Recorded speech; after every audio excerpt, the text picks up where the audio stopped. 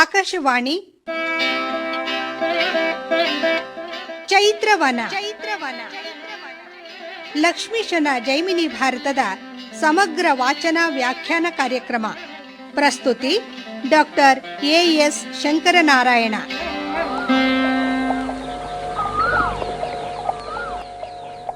ಚೈತ್ರವನ ಕಾರ್ಯಕ್ರಮದ ಕೇಳುಗರಿಗೆಲ್ಲ ನಮಸ್ಕಾರಗಳು ಹಾಗೂ ಕಾರ್ಯಕ್ರಮಕ್ಕೆ ಆತ್ಮೀಯವಾದ ಸ್ವಾಗತ. ಪ್ರಿಯ ಕೇಳುಗರೆ, ಇಂದಿನ ಈ ಕಾರ್ಯಕ್ರಮದಲ್ಲಿ ಲಕ್ಷ್ಮೀಶನ ಜೈಮಿನಿ ಭಾರತದ 26ನೆಯ ಸಂಧಿಯ ಕೆಲ ಪದ್ಯಗಳ ವಾಚನ ಹಾಗೂ ವ್ಯಾಖ್ಯಾನವನ್ನು ಕೇಳಲಿದ್ದೀರಿ. ವಾಚನ ಮಾಡಲಿದ್ದಾರೆ ಡಾಕ್ಟರ್ ಮತ್ತೂರು ಎಸ್ ಸನತ್ಕುಮಾರ್. ವ್ಯಾಖ್ಯಾನ ಮಾಡಲಿದ್ದಾರೆ ಡಾಕ್ಟರ್ ಮಹಾಬಲೇಶ್ವರ.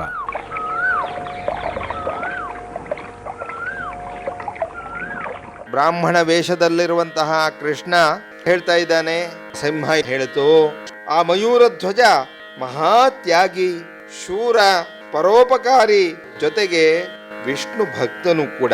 ಇಂತಹ ಮಯೂರ ಧ್ವಜ ಬೇಡಿದವರಿಗೆ ತನ್ನ ಜೀವವನ್ನ ಬೇಕಾದರೂ ಕೂಡ ಅತ್ಯಂತ ಸಂತೋಷದಿಂದ ಕೊಡ್ತಾ ಇದ್ದಾನೆ.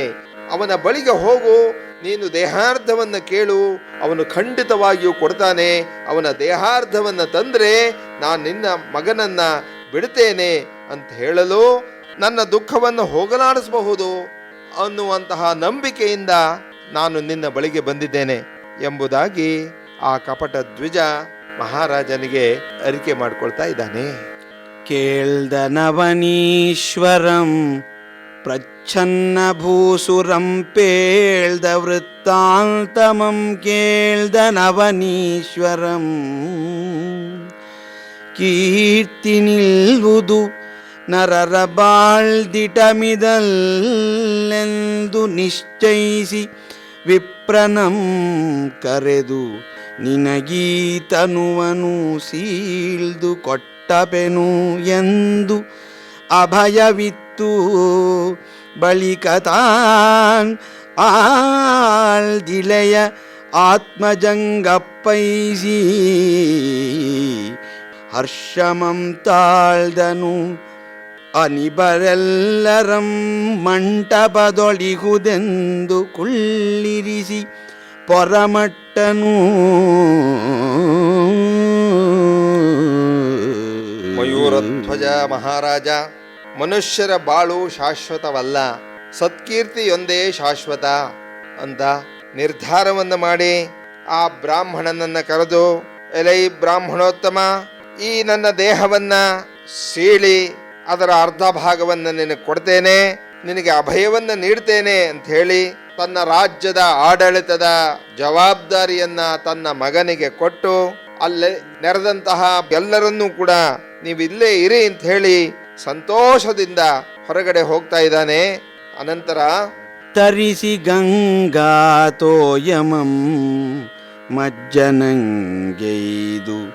ಪರಮಸಾಲ ಗ್ರಾಮ ತೀರ್ಥಮಂ ಕೈಕೊಂಡು ತರುಣ ತುಳಸೀ ದಳದ ಮಾಲೆಯಂ ಕಂಧರದೊಳಾಂತು ಮಂಟಪಕ್ಕೆ ಬಂದು ನೆರೆದ ಭೂಸುರ ಸಭೆಗೆ ಸಾಷ್ಟಾಂಗದಿಂದೆರಗಿ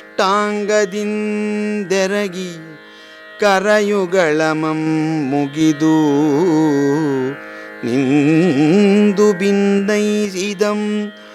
ಧರಣೀಶ್ವರಾಗ್ರಣಿಮಯೂರಧ್ವಜಂ ಜನಾಧೀಶ ಕೇಳ್ ಕೌತುಕವನು.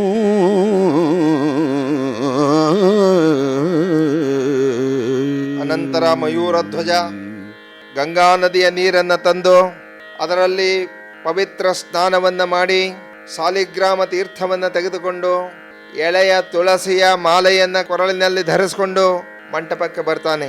ಅಲ್ಲಿ ಸೇರಿದ್ದ ಬ್ರಾಹ್ಮಣರಿಗೆ ಸಾಷ್ಟಾಂಗ ಪ್ರಣಾಮವನ್ನು ಮಾಡ್ತಾನೆ, ದಶದಾನಾದಿಗಳನ್ನೆಲ್ಲ ಮಾಡ್ತಾನೆ. ಅನಂತರ ಕೈ ಮುಗಿದು ನಿಂತು, ರಾಜಶ್ರೇಷ್ಠನಾದ ಮಯೂರಧ್ವಜ ಈ ಪ್ರಕಾರವಾಗಿ ವಿಜ್ಞಾಪನೆ ಮಾಡ್ತಾ ಇದ್ದಾನೆ, ಇದನ್ನ ಕೇಳಿರಿ ಅಂತ ಆ ಮಹಾಸ್ಥಾನದಲ್ಲಿ ಈ ಪ್ರಕಾರವಾಗಿ ಮಯೂರಧ್ವಜ ವಿಜ್ಞಾಪನೆಯನ್ನ ಮಾಡ್ತಾ ಇದ್ದಾನೆ. ಈ ಮಹಾಸ್ಥಾನದೊಳ್ನೆರೆದ ಅಖಿಲ ಭೂಸುರಸ್ತೋಮಂ ನಿರೀಕ್ಷಿಸುವುದು ಅಂದು ಬಲಿಯಧ್ವರಕ್ಕೆ ವಾಮನಂ ಬಂದಂತೆ ತನ್ನ ಮಖಕ್ಕೆ ಈ ದ್ವಿಜಂ ತಾನೆ ವಿಜಯಂಗೈದನು. ಶ್ರೀಮಾಧವ ಸ್ವರೂಪದೊಳು ಈಗರಿದು ತನ್ನೀಮೆಯೊಳರ್ಧಮಂ ಕೊಯ್ದು ಕೊಟ್ಟಪೆನು. ಅತಿ ಪ್ರೇಮದಿಂದ ಈತಂಗೆ ಕೊಟ್ಟಪೆನು. ಬದುಕಲೀತನ ಸುತಂ ಪೊಸತಾಗಳಿಳಗೆ ಎಂದನು. ಮಯೂರಧ್ವಜ ಶುದ್ಧವಾಗಿ ಸ್ನಾನವನ್ನ ಮಾಡಿ ಅಲ್ಲಿ ನೆರೆದಂತಹ ಎಲ್ಲ ಬ್ರಾಹ್ಮಣರಿಗೆ ಪುರೋಹಿತರಿಗೆ ಸಾಷ್ಟಾಂಗ ನಮಸ್ಕಾರವನ್ನ ಮಾಡಿ ಕೈ ಮುಗಿದುಕೊಂಡು ಭಿನ್ನವಿಸ್ಕೊಳ್ತಾ ಇದ್ದಾನೆ. ಈ ಮಹಾ ಆಸ್ಥಾನದಲ್ಲಿ ಸೇರಿರುವಂತಹ ಸಮಸ್ತ ಬ್ರಾಹ್ಮಣರು ನೋಡಿರಿ, ಅಂದು ಬಲಿಚಕ್ರವರ್ತಿಯ ಯಾಗಮಂಟಪಕ್ಕೆ ಬಂದಂತಹ ಆ ವಾಮನನಂತೆ ಈ ಬ್ರಾಹ್ಮಣನು ತಾನಾಗಿಯೇ ಬಂದಿದ್ದಾನೆ. ಇವನು ಶ್ರೀಮನ್ ಮಹಾವಿಷ್ಣುವಿನ ರೂಪದಲ್ಲಿ ಬಂದಿದ್ದಾನೆ ಅಂತ ನಾನು ನಿಶ್ಚಯಿಸ್ತಾ ಇದ್ದೇನೆ. ನನ್ನ ದೇಹದ ಅರ್ಧವನ್ನ ಪ್ರೀತಿಯಿಂದ ಇವನಿಗೆ ನಾನು ಕೊಡ್ತಾ ಇದ್ದೇನೆ. ಇವನ ಮಗ ಬದುಕಲಿ, ಇವನು ಪುತ್ರವಂತನಾಗಲಿ, ಈ ದಾನ ಭೂಮಿಗೆ ಹೊಸದಾಗಲಿ, ಅತ್ಯಂತ ಅಪರೂಪದ್ದಾಗಲಿ, ಈ ದಾನದಿಂದ ಸಮಸ್ತ ಲೋಕಕ್ಕೂ ಕೂಡ ಒಂದು ಒಳ್ಳೆಯದಾಗಲಿ, ಆದರ್ಶವಾಗಲಿ ಅಂತ ಮಯೂರಧ್ವಜ ಆ ಸಭೆಯಲ್ಲಿ ಕೈ ಮುಗಿದುಕೊಂಡು ಹೇಳ್ತಾ ಇದ್ದಾನೆ. ಭೂನಾಥನಿಂದ ಮಾತಂ ಕೇಳ್ದು ಸಕಲ ಪ್ರಧಾನಿಗಳು ಅರಸನ ಪುರೋಹಿತರುಂ ದ್ವಿಜರುಂ ಏನಿದತ್ತಣ ಕೃತ್ಯಂ ಈ ವಿಪ್ರ ಅಂತಕೋಪವನೆಂದು ಭೀತಿಯಿಂದೇ ದಾನಮೆಂದೊಡೆ ರಾಜ್ಯ ಲಕ್ಷ್ಮಿ ಧನ ಕನಕ ಮಣಿ ಧೇನುಗಳ ನೀವರು ಈ ಕಾಯಮಂ ಕೊಯ್ದು ಕುಡುವ ಈ ನಿಮಿತ್ತವನರಿಯವು ಎಂದು ಎಲ್ಲರೂ ಕಂಪಿಸಲ್ ನೃಪತಿಯಿಂತೆಂದನು. ಆ ರಾಜನ ಮಾತನ್ನ ಕೇಳಿ ಅಲ್ಲಿ ನೆರೆದಂತಹ ಮಂತ್ರಿಗಳು, ಪುರೋಹಿತರು, ಬ್ರಾಹ್ಮಣರು, ಸಾಮಂತರು ಎಲ್ಲರೂ ಕೂಡ ಇದಂತಹ ಕೆಲಸ, ಈ ಬ್ರಾಹ್ಮಣ ಸಾಕ್ಷಾತ್ ಯಮನೇ ಆಗಿದ್ದಾನೆ, ಯಮನ ರೂಪದಲ್ಲಿ ಈತ ಬಂದಿದ್ದಾನೆ ಅಂತ ಭಯ ಪಡ್ತಾ ಇದ್ದಾರಂತೆ. ದಾನ ಅಂದ್ರೆ ಏನ್ರಿ? ಅದು ಹಣ ಕೇಳಬಹುದು, ರಾಜ್ಯ ಕೇಳಬಹುದು, ಆಭರಣಗಳನ್ನ ಕೇಳಬಹುದು, ರತ್ನಗಳನ್ನ ಕೇಳಬಹುದು, ಗೋವುಗಳನ್ನ ಕೇಳಬಹುದು, ಧನ ಕನಕಾದಿಗಳನ್ನ ಕೇಳಬಹುದು, ಅದನ್ನ ಬೇಕಾದ್ರೆ ಎಲ್ಲವನ್ನೂ ಕೊಡಬಹುದು. ಇದೇನ್ರಿ ಇಂತಹ ದಾನ? ಇದು ದೇಹವನ್ನ ಅರ್ಧ ಕೊಯ್ದು ಕೊಡು ಅಂತ ಕೇಳ್ತಾ ಇದ್ದಾನಲ್ಲ, ಇದಕ್ಕೇನ್ ಕಾರಣ? ಏನು ಅರ್ಥವಾಗ್ತಾ ಇಲ್ಲ ಅಂತ ಎಲ್ಲ ಭಯದಿಂದ ನಡುಗ್ತಾ ಇರುವಂತಹ ಸಂದರ್ಭದಲ್ಲಿ ಮಯೂರಧ್ವಜ ಅವರನ್ನ ಕುರಿತು ಸಮಾಧಾನ ಮಾಡ್ತಾ ಇದ್ದಾನೆ. ಯಾಚಿಸಿದ ನಂಗಮಂ ಸುತನನುಳುಗೆಂದು ಎನಗೆ ಸೂಚಿಸಿದ ನೀ ದ್ವಿಜಂ ತಾಂ ಕೊಡುವೆನು ಎಂದು ಒಡನೆ ವಾಚಿಸಿದೆನು. ಇಂತಿದಕ್ಕೆ ತಪ್ಪಿದೊಡೆ ಲೋಕದೊಳ್ ತನ್ನಂ ಸಮಸ್ತ ಜನರು ನಾಚಿಸದೆ ಮಾಂಡಪರೇ ಪುಸಿದೊಡೆ ಅಂತಗನವರ್ ಪಾಚಿಸರೆ ನರಕದೊಳ್ಮೈಯನು ಈಯಲಾಲೋಚಿಸಿದೆನು ಇನ್ನು ತೊಲಗಿ ನೀವು ಎಂದು ನೃಪನನಿಬರಂ ಸಹಿತಿಟ್ಟನು.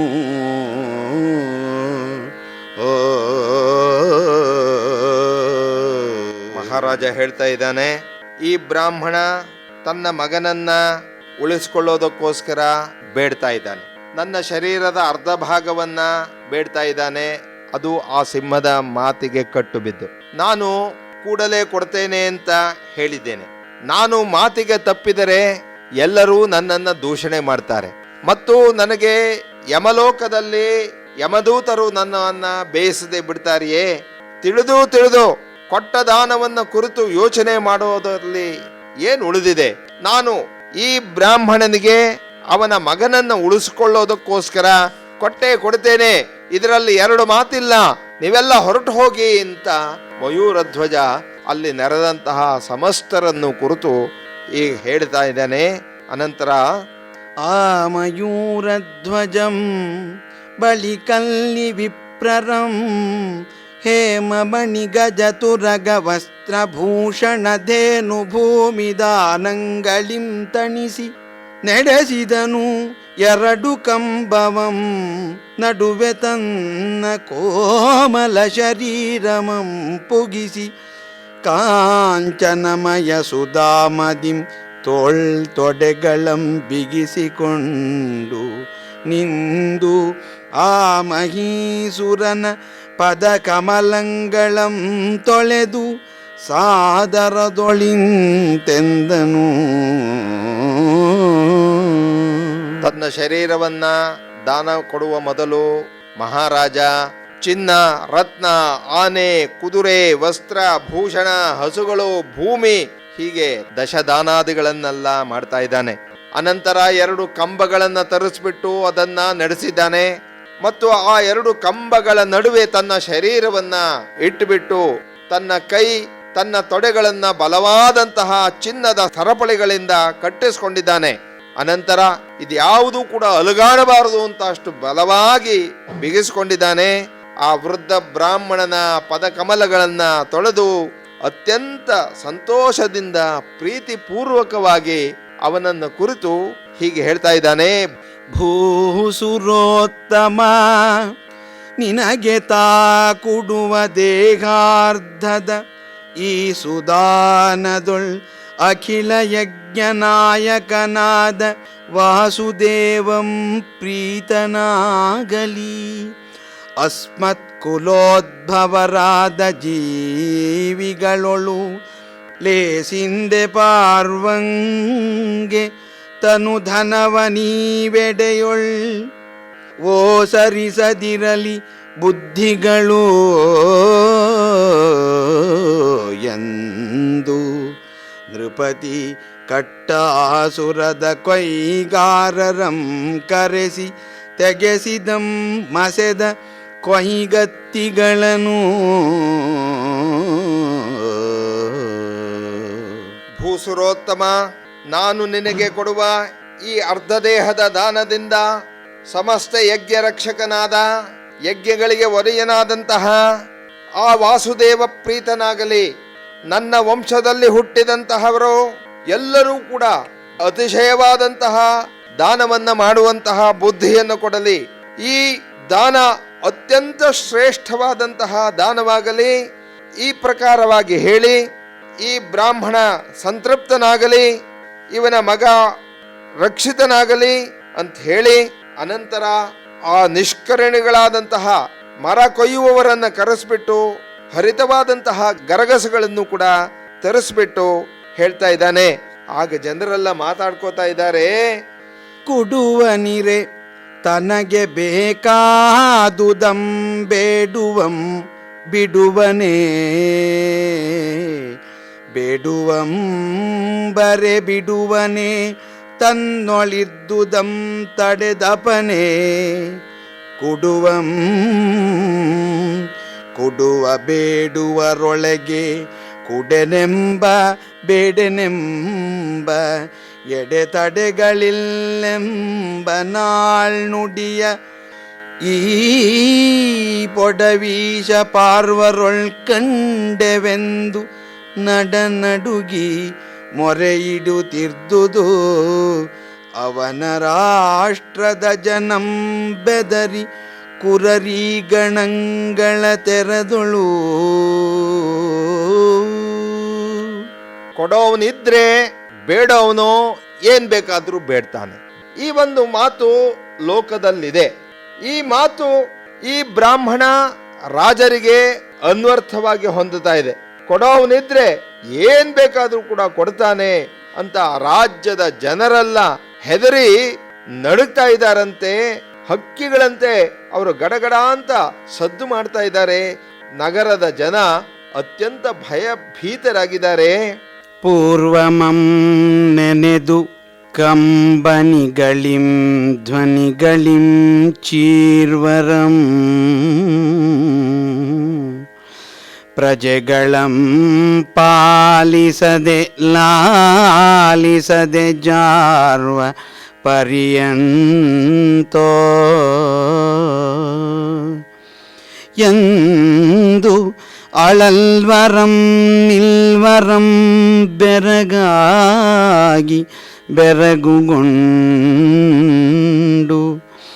ಸಾರ್ವಭೌಮಕ ನಿನ್ನ ರಕ್ಷಯಂ ಶಿಕ್ಷಯಂ ಮೀರ್ವರಲ್ಲ ಎಮ್ಮನೀಂ ಬಿಡುವರೇ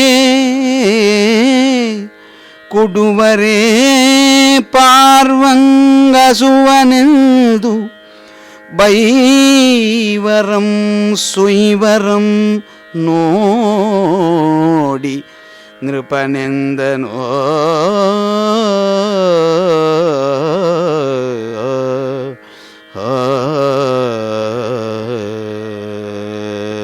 ಮಯೂರಧ್ವಜನ ಆಸ್ಥಾನದಲ್ಲೇ ಎಲ್ಲ ಪ್ರಜೆಗಳು ಕೂಡ ಕಣ್ಣೀರಿನ ಸಾಗರವನ್ನೇ ಹರಿಸ್ತಾ ಇದ್ದಾರೆ. ರಾಜನನ್ನು ಕುರಿತು ಪ್ರಲಾಪ ಮಾಡ್ತಾ ಇದ್ದಾರೆ. ಮಹಾರಾಜ, ಯಾಕೆ ಹೀಗೆ ಮಾಡ್ತಾ ಇದೀಯಾ? ನೀವು ನಮ್ಮ ರಕ್ಷಣೆಯನ್ನು ಮಾಡಬೇಕು. ನನ್ನ ರಕ್ಷಣೆಯನ್ನು ಮಾಡೇ ಬಿಟ್ಟು ಹೋದ್ರೆ ನಾವೆಲ್ಲ ಅನಾಥರಾಗ್ತೇವೆ. ನೀವು ಏನ್ ಬೇಕಾದ್ರೂ ಮಾಡು, ನಮ್ಮ ಶಿಕ್ಷೆಯನ್ನು ಮಾಡು, ರಕ್ಷಣೆಯನ್ನು ಮಾಡು, ನಮ್ಮನ್ನು ಮಾತ್ರ ಬಿಟ್ಟು ಹೋಗ್ಬೇಡ. ಈ ಬ್ರಾಹ್ಮಣನಿಗೆ ನಿನ್ನ ಶರೀರದ ಅರ್ಧ ಭಾಗವನ್ನ ದಾನ ಕೊಡಬೇಡ ಅಂತ ಅಳುತ್ತಾ ಇದ್ದಾರೆ, ಭಯದಿಂದ ನೋಡ್ತಾ ಇದ್ದಾರೆ. ಅಂತಹ ಪ್ರಜೆಗಳನ್ನ ಕಂಡು ಮಹಾರಾಜ ಹೀಗೆ ಹೇಳ್ತಾ ಇದ್ದಾನೆ. ಪ್ರಜೆಗಳಿರಾಗ ನೀವಿದಕ್ಕೆ ದುಃಖಿಪರೇ, ಧನ್ಯನಾಂ ನಿಜ ಶರೀರದೊಳರ್ಧಮಂ ಕೊಯ್ದು ಕೊಡುವೆನು ಈ ದ್ವಿಜನ ಹಸ್ತದೊಳು. ಇವಂ ನೃಹರಿಯೆಂದು ಈತ ನಡವಿಯ ಸಿಂಹ ಕೀಯಲಿದನು. ಗಜಬಜ ವಿಧೇತಕೆ ಪರೋಪಕೃತಿಗಲ್ಲದ ಮನುಜನ ಬಾಳ್ ಸಣಬುರಿದ ಬೂದಿಯಂತಪ್ಪುದು.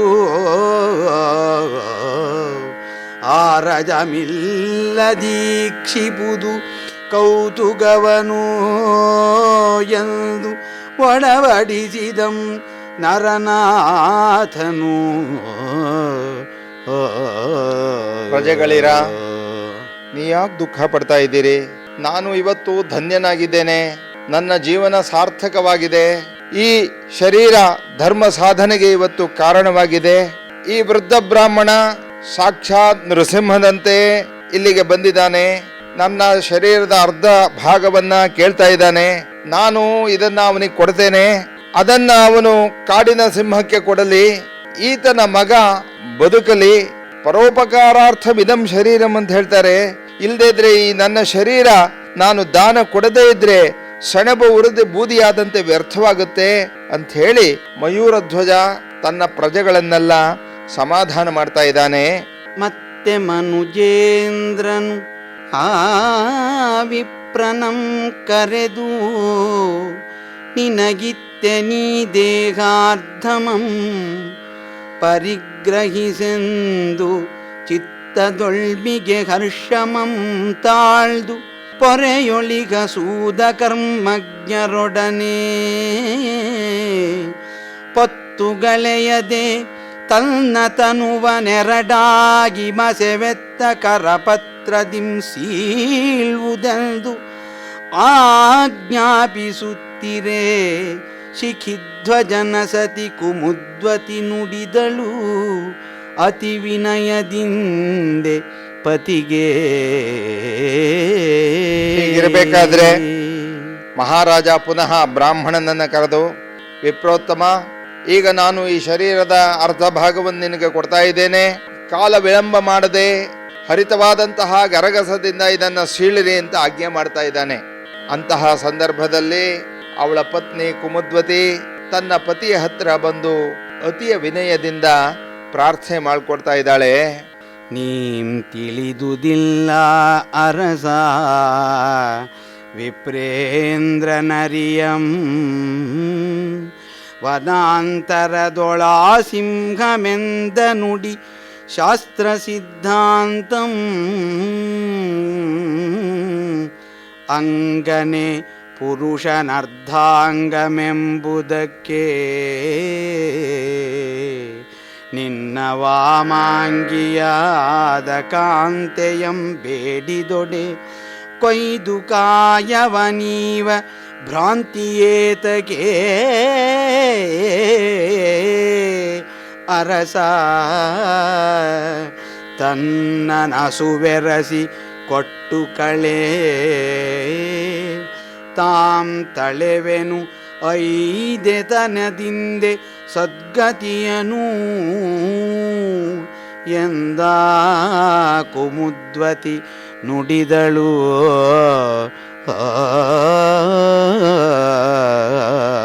ಮಹಾರಾಣಿಯಾಗಿರುವಂತಹ ಕುಮುದ್ವತಿ ವಿನಯದಿಂದ ಪ್ರಾರ್ಥನೆ ಮಾಡ್ಕೋತಾ ಇದ್ದಾಳೆ. ಅರಸ, ಒಂದು ವಿಷಯ ನಿನಗಾಗಲಿ ಈ ಬ್ರಾಹ್ಮಣ ಶ್ರೇಷ್ಠನಿಗಾಗಲಿ ತಿಳಿದಿಲ್ಲ. ಕಾಡಿನ ಮಧ್ಯದಲ್ಲಿ ಸಿಂಹ ಆಡಿದ ಮಾತು ಶಾಸ್ತ್ರ ಸಮ್ಮತವಾಗಿರುವಂತಹದ್ದು. ಪತ್ನಿ ಪತಿಯ ಅರ್ಧ ಭಾಗ, ಇದನ್ನ ವೇದಗಳು ಕೂಡ ಹೇಳುತ್ತೆ. ಅರ್ಧೋವಾ ಏಷಃ ತತ್ಪತ್ನಿ ಎಂಬುದಾಗಿ.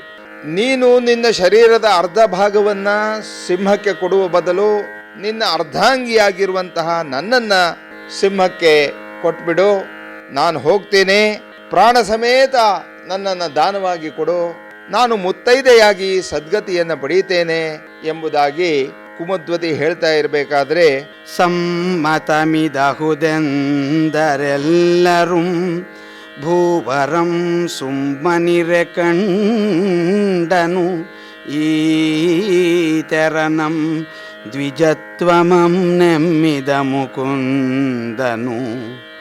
ಎಲೆರಾಯ ನಿನ್ನರಸಿ ನುಡಿದ ಉತ್ತರವನೊಪ್ಪಬಹುದು,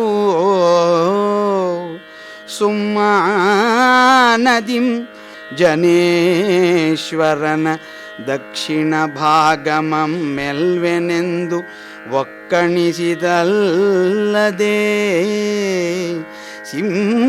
ಸಿಂಹವೆಮ್ಮೊಡನೆ ವಾಮಾಂಗಮೆಂದಾಡಿತಿಲ್ಲ ಎನಲ್ ನೃಪನ ಸುತ ನಿಂತೆಂದನು.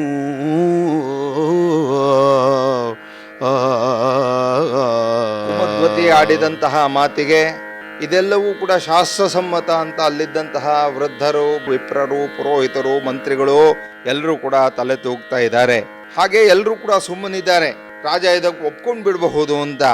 ಆಗ ಆ ವೃದ್ಧ ಬ್ರಾಹ್ಮಣ ವೇಷದಲ್ಲಿದ್ದಂತಹ ಕೃಷ್ಣ ಹೇಳ್ತಾ ಇದ್ದಾನೆ, ಲೈ ಮಹಾರಾಜ, ರಾಜನ ಬಲಭಾಗದ ಅರ್ಧ ಭಾಗವನ್ನ ನಾನು ತಿಂತೇನೆ, ಅದನ್ನ ತರಬೇಕು ಅಂತ ಸಿಂಹ ಹೇಳಿತು, ಎಡಭಾಗ ಅಂತ ಹೇಳಲಿಲ್ಲ ಅಂತ ಆ ಬ್ರಾಹ್ಮಣ ಹೇಳಿದಾಗ ರಾಜನ ಮಗನಾದಂತಹ ತಾಮ್ರಧ್ವಜ ಹೀಗೆ ಹೇಳ್ತಾ ಇದ್ದಾನೆ, ಕರುಣಿಸೆಲೆ ವಿಪ್ರ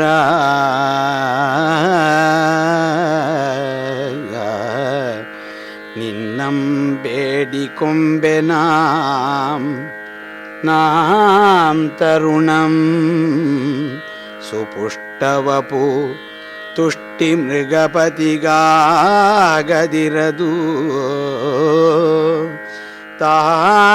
ತಾತನರ್ಣತ್ರಯಕ್ಕೆ ಹರಿಬಹುದು ರಾಘವ ಭೀಷ್ಮರಂತೆ ಕೀರ್ತಿ ಸ್ಥಿರಬಹುದು ಎಲೆ ವಿಪ್ರ ಪಿತನ ಭಾಷೆಗೆ ನಿಲಲ್ ಜನಕನವತರಿಪನಾತ್ಮಜನಾಗಿ ತಂದೆ ಮಕ್ಕಳಿವರೊಳಗೆ ಎರವಿಲ್ಲ ತನ್ನಂಗಮಂ ತೆಗೆದುಕೊಳ್ಳೆಂದು ತಾಮ್ರಧ್ವಜಂ ನುಡಿದನು.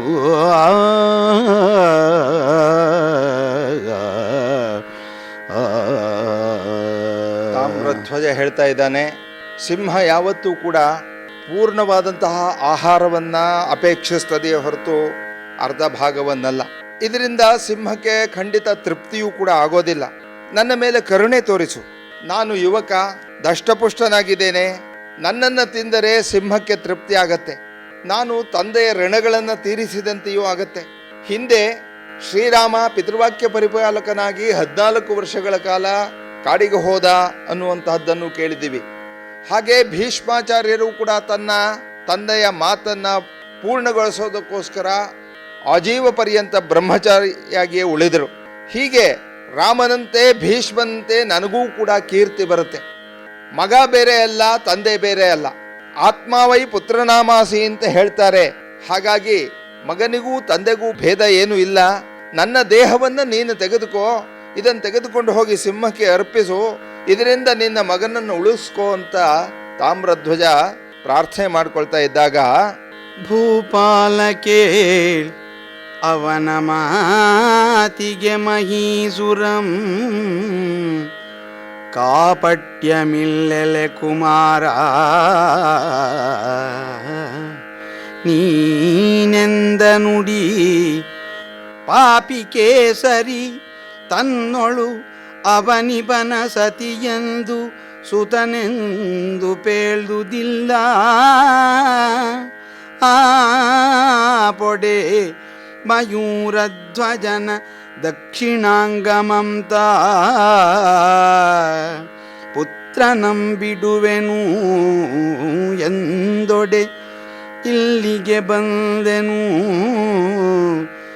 ಈ ಪರಿಯೊಳಳುಕುವರೇ ಕುಡಬೇಡ ಪೋಪೆನೆನೆ ನರನಾಥ ನಿಂತೆಂದನು. ತಾಮ್ರಧ್ವಜ, ನೀನು ಹೇಳ್ತಾ ಇರೋದು ಕೂಡ ಸರಿ, ನಿನ್ನ ಮಾತಿನಲ್ಲಿ ಯಾವ ಕಪಟವೂ ಇಲ್ಲ. ಆದರೆ ಆ ಪಾಪಿ ಸಿಂಹ ರಾಜನ ಹೆಂಡತಿಯನ್ನಾಗಲಿ ಅಥವಾ ಅವನ ಮಗನನ್ನಾಗಲಿ ಅವರ ದೇಹವನ್ನಾಗಲಿ ತೆಗೆದುಕೊಂಡು ಬಾ ಅಂತ ಹೇಳಲಿಲ್ಲ. ನಿನ್ನ ಕೈಲಾದರೆ ಮಯೂರಧ್ವಜನ ದೇಹದ ಬಲಭಾಗದ ಅರ್ಧ ಭಾಗವನ್ನು ಕೊಟ್ಟರೆ ನಾನು ನಿನ್ನ ಮಗನನ್ನು ಬಿಡ್ತೇನೆ ಅಂತ ಹೇಳಿದೆ. ಅದಕ್ಕೋಸ್ಕರ ನಾನು ಇಲ್ಲಿಗೆ ಬಂದಿದ್ದೇನೆ. ನೀವು ಅಳುಕೋದಾದರೆ ನೀವೇನು ಕೊಡಬೇಡಿ, ನನ್ನ ಹಣೆ ಬರಹ ಹೇಗಿತ್ತೋ ಹಾಗಾಗತ್ತೆ, ನಾನು ಹೊರಟು ಹೋಗ್ತೇನೆ ಅಂತ ಅವನು ಎದ್ದೇ ಬಿಟ್ಟ ವೃದ್ಧ ಬ್ರಾಹ್ಮಣ.